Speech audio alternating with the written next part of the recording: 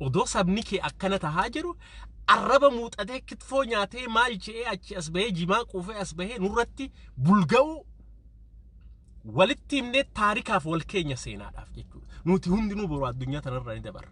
Guyyaa dur hin beeknu. Taarikaaf wal kaa'u teenya jechuudha. Tana duraas wanni gannu baasee waliin teenyee duula san godhaa turreef ummata Oromootiif sagalee taane jenneeti. Hallayyaa bu'aa isinin jenne yaa warra nu manaalizimiin xashgooti. Cerbee dhaquu ni dandeessanii yaa warra na manaalizimiin xash hallayyaa bu'uu ni dandeessanii jenne yaa warra gandaalizimiin xashgooti. Deem hallayyaa seenis including no for those all of his marriage. That is the truth. His life, his power. Apologizing. Big advice for you. Tas do whatever you like. Open the door. Tas no, he earned it. One advice. Ring. That's it. No, he deserved it. Part of that government. That's the truth. Be an example. Don't know. Maybe I missed it because he sacrificed himself. And I don't know. Return it. It's a big mistake. My big advice. I wonder. New leader. Waste no time. Fix this. Fix it. It makes what's going on. Fix it. Yes. At the same time, it makes sense. Deserve. Ala wasalan. Kala salaina. Ala wasalan. Hajamu juj. Bakti anasib. Gurati sinchalaw. Ijoolleen ilmaan Oromoo baay'een jechaan activist of the year abbaa dhugaa saaxilee abbaa dhugaa baase waa hedduu sirraa barannee abbaa dhugaa jechuudhaan maqaa isaa abbaa dhugaa warra jedhu jira. Ani immoo gara kaapteen gara jeneraalummaattiin si jijjiiru deema ati quban qabdu surprising si godhu deema gaa wanni hin qabdaan jiru. Kanaafuu ijoolleen ilmaan Oromoo kabajaa fi jaalala sii qabaniin warra maallaqa doolaara 5,000 fi 670 doolaara 5,000 fi 670 natti ergeetu jira. Ati waan kana qabdu waan kanallee gama keetittiin si dabarsaa abbaa dhugaa mee asirratti maal jettaati? Duraan dura antaa'ee siin hojii haasa'uun sablina. Kabajumatee saniifuu anis ol ka'ee siin hojii haasa'uun qaba. Haasa'umaan har'aa booda godhuu yaadannoo guyyaa har'aa akkanaa taatu guyyaa har'aa kana yaadachuudhaaf. Guyyaa obboleeyyan dhugaa jaalatanii fi milkaa'uu Oromoodhaa barbaadan. Guyyaan obboleeyyan haqaaf dhaabbatan namaaf osoo hin ta'in sana gocha isin har'a gootan kana yaadachuudhaaf har'a booda haasa'uun godhu hunda dhaabbadheetiin godhu taa'aa jechuudha. It's a big respect for this kabajaa waan kanaan qabuuf. Wanni badhaasni ati na badhaaste akka dhuunfaatti haa ta'uu badhaasni ijoolleen Oromoodhaa bakka iyyuurra jirtan maallaqni reefuu himuu jirtu 5,000 fi $5 of USA. I am very touched. Hedduudha onnee na tuqe. Hedduudha na gammachiisa. Gaafa san gaafni nuti maallaqa akkasii walitti qabne sitti erginellee kabajaateetii fi doktorummaan ani siif kennelleen Facebook kanarratti doktorummaa kabajaa doktorummaa san arrarraa kaasaniin fudhadhaa jechuudha. Ati ummata Oromoo biratti kabajaan qabdu. Ani deeggartuu abbaa Taayyee fi Taayyee Hudduu Arraabi.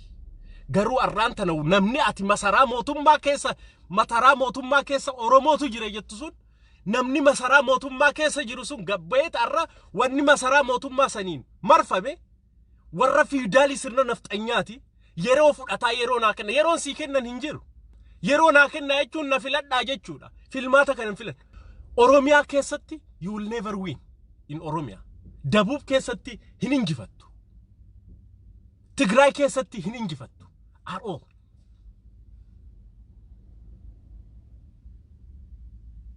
Siyale. Hin injifatu Abiy. Yoo nuti Abiyyin injifachiifne ja'a miti asii galee obboleessoo kaaree meetira 500-200 fudhatee ilmi namaa jechuudha. Obboleessoo wanni waliin nu baasee arraba san hunda dandeenye gaafa isirratti ka'an warraaniin sirraa diffeet godhaa ture jiru warra akka caffee raammisfaa warra akka eenyu faa anammallee isaan deeggaruu baadhu garuu akka nama tokkotti dhiifame isaan gaafatu hin barbaada. Maaliif ani kan hin jiradhu steeta biraati isaan sii jennee yeroo akkasitti gasse kaansani isaan waan arganiiti. diimaa labuu jechuun saahiba kiyya sababa keetitti haga aan friend wal godhu hunda wal geenye jechuudha. Waan arganiif doktorummaa sanaas sii kenna. Doktorummaa sanirraa nu deebisa. Doktorummaa ana Hangaasaa kenne nu deebisi. I'll take it. Doktorummaan akkanaan taatu hin jiru. Doktora ummata Oromootiif doktora kabajaa jennee sii kenna. Ana announce video jiramti. Ummata Oromootiif kabajaan qabu sii fi warri si fakkaatullee jechuudha. Wanni inni ilma abbaa gadaatti wanni jedha ilmi abbaa gadaa gabbaheeti obboleessoo dhageessa.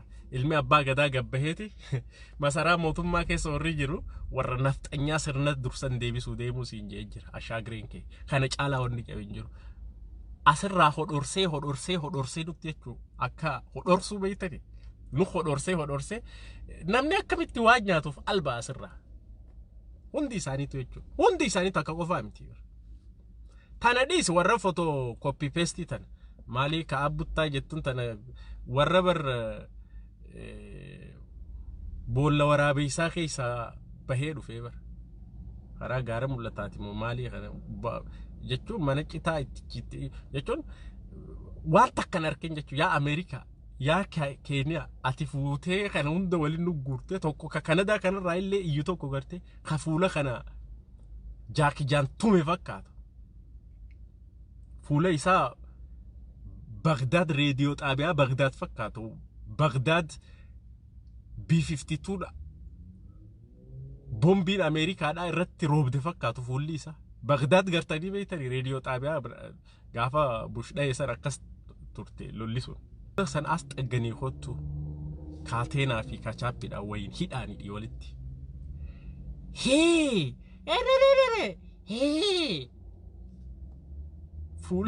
Fuulli isaatu bar Baghdad fakkaata Baghdad bombiidhaan tumamte crew misaayila Ameerikaatiin tumamte fakkaata wali ciccite na'alatullaahi alayka kaan gowwaan isaa kaabbuttaa jedhani homallee argatu bar arra Jawaar maal gaafa kaan Jawaar hudduu isaatii fi mataa isaa dhungata ture asii attention seeker copy paste mee qubee afaan Oromoo baradhaa akkatti barreessan English dhiisa English hoggaa wanni jettan fuunyaan kanaa isin dhiigaati